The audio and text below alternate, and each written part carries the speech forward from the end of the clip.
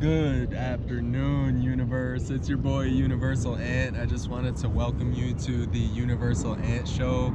I'm live in Central Park right now. Show you a little view. Yeah, baby.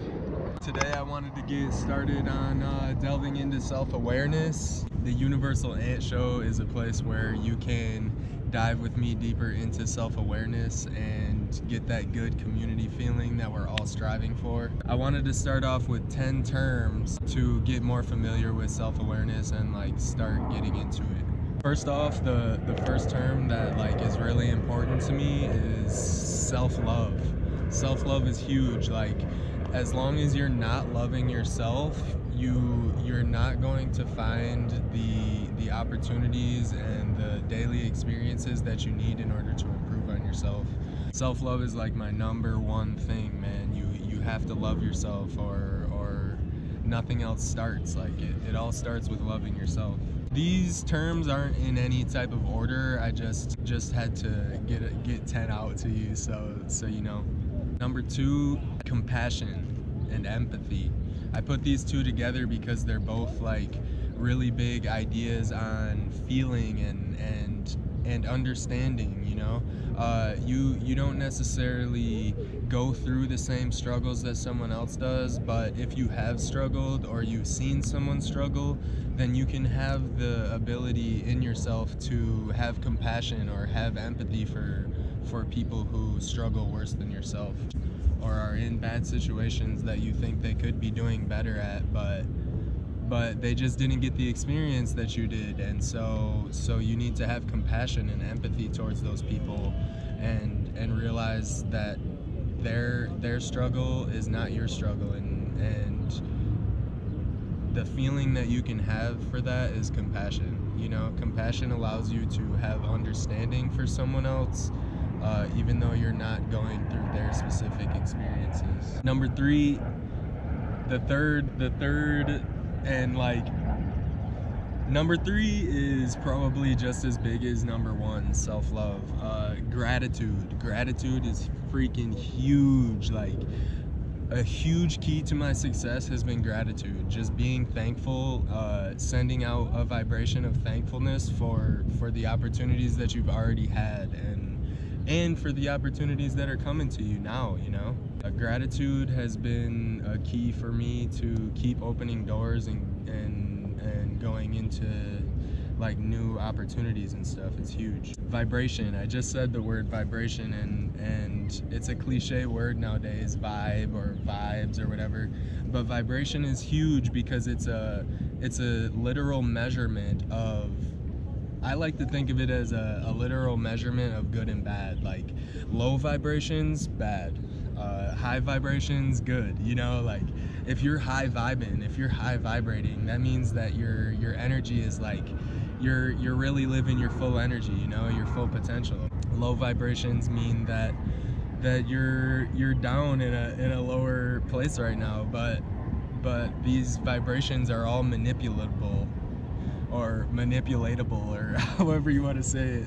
We can choose to vibrate at a different frequency if we want to. And the term vibration is just big because it's used a lot in this self-awareness community that we're building.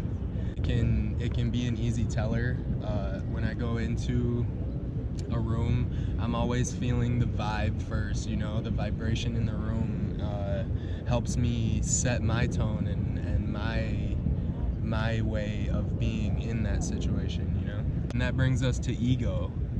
Ego is huge, man. Ego is if you want to think of it like this, ego is the opposite of spirit, you know. The opposite of your pure self is your ego. Your ego is always going to be the selfish being in your essence, you know. It's going to be the one that is going for the money and going for the things and telling you you're not good enough, you know, inside of your head. The ego is it's something that we're always fighting against to be spiritual beings and be pure, you know. Especially in my industry, you know, you have to have an ego to be able to like go into a room and feel like you're the most awesome thing in the room, you know. But we can't be run by our ego, or we're always gonna be getting these shallow experiences that don't bring us closer to ourselves, you know. Like, there's always gonna be good and bad moments in life, but you can either live through ego and make the situation worse, or you can be your spirit being in these situations and be who you really want to be in these situations, and make a positive change with the situation, you know. Balance, huge. Like, balance is huge. I tie the ego in with balance is because we're all living for positivity and, you know, want to be our most positive selves, but at the same time, negative and low vibrations do exist, you know. There's a balance of them, and so our goal as spiritual beings is to balance that out and make sure that we're always reaching for these positive vibrations and positive situations, so that our negative ego, low vibrational situations and experiences stay at a minimum, you know. Next one I wanted to talk about was communication. Communication is so big, like, it's so important to communicate well. Communication is the only way that one person will get your full idea and see it through, you know. The thing about communication is that we learn it through school, and school doesn't do a good job of making us starve for being better in it, you know.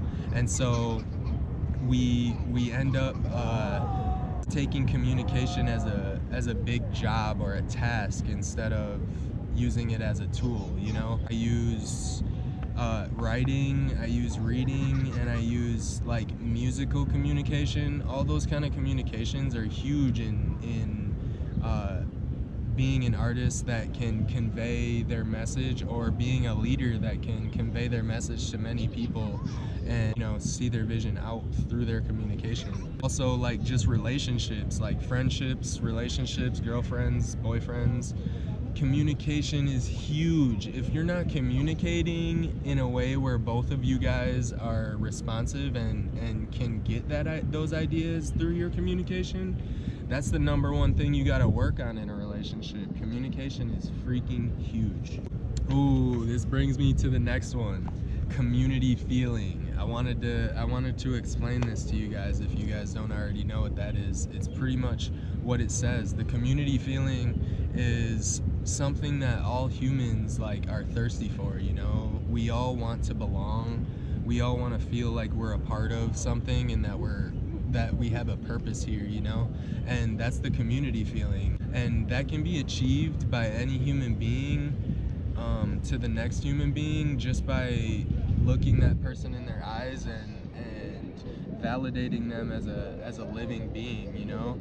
You get community feeling when you're playing team sports. You get community feeling when you're swiping through Instagram, feeling a part of someone else's experience. You get a community feeling. Like, we are always like working towards community feeling. If you think about it, you're thirsting for a purpose, you know. And when you step out of your door in the morning, that's what you're going for, is to contribute so that you feel like you belong and have the community feeling, you know. That's why I feel like it's important, and it's so easy. Like, it's so easy to just say, hey dude, like, I really like what you're wearing today, or you know, that's shallow, but you can just be like, hey, I realize you're a human being, thank you for existing, you know. And that instantly gives somebody community feeling. It doesn't have to be deep or like, you know, it just has to be meaningful, and people get that right away. The next one, the second to last one that I wanted to talk about, is meditation. Meditation is like huge. Meditation is huge. It's such a cliche in our environment, like in our society today, but meditation is like a really beautiful thing when you can put it to good use. And it can literally be you deciding to disconnect off of the internet today, like not using your phone today. Like, that can be meditation in itself. When you wake up, for the first hour that you're awake, just don't use your phone. That's meditation immediately, because you're getting to spend time with yourself, you know what I mean? And like, spending time with yourself is when you can really start getting that self-awareness and like understanding of inside, which allows you to understand outside, you know what I mean? I started meditation not too long ago, and usually I just sit by myself in my dark room, or a place where I'm not getting too many distractions, you know? And I start off by just being grateful, you know, being grateful for the things in my life, being grateful for the experiences, the opportunities, all that. And then once that's cleared out, I can start focusing on what I want to meditate on, or what I want to attract to me mentally, you know what I mean? And that's what my meditation has been so far, but I know that a lot of people go to a lot of different lengths in terms of meditation. I would love to hear what you guys do in terms of meditation, because I'm trying to get more into meditation as I progress in my self-awareness as well. Oh yeah, and like I'm just starting my journey of self-awareness too. So if you guys have ideas on how to be better people, no, if you guys have ideas on like how to delve more into self-awareness, or if you would like me to make videos like going deeper into any of these topics, I would love to do that for us. This last one, sustained happiness. Sustained happiness is like huge.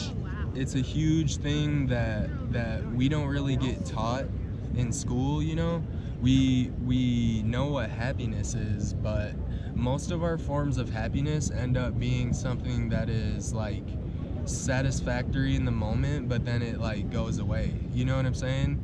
So I've been like trying to practice sustained happiness, which is like a big part of my sustained happiness has been positive thinking and eating well.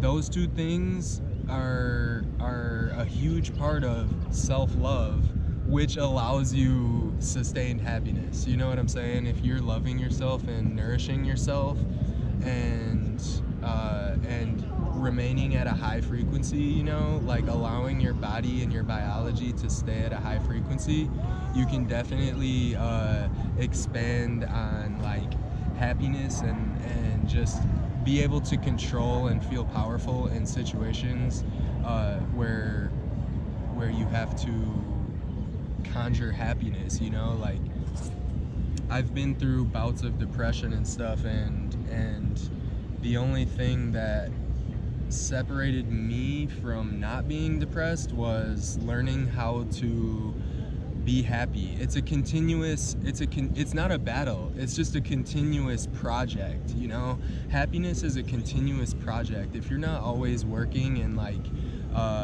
fulfilling the things in your life that you really want to do, you're gonna have a hard time staying happy. Yeah, this is part one on self-awareness terms. I just wanted to lay some stuff out for you guys to get you going on that. If you guys have any questions or anything, please feel free to ask. I will be back with you guys on Monday for another video. I will let you know in the middle of the week what I'm planning on doing for this next video. I know that I'm a little bit ADD, it just go off the top, but it will be about self-awareness. It'll be about getting closer to that community feeling, and I hope you guys kill your week. I hope you guys had a good Monday. I hope that you learned something from this, and that it helps you grow in your path to more self-awareness. And please subscribe if you haven't subscribed. Please like this video and comment your opinions and your feedback so that I can build a better platform for what we're trying to do here, you know? I always take your guys' advice, and my close friends always like let me know, and I really appreciate them for that. So that we can build a better thing here, man, you know? That's all I got for you. I really appreciate your time and everything. Keep rocking in the free world. Universal ant. Love and light.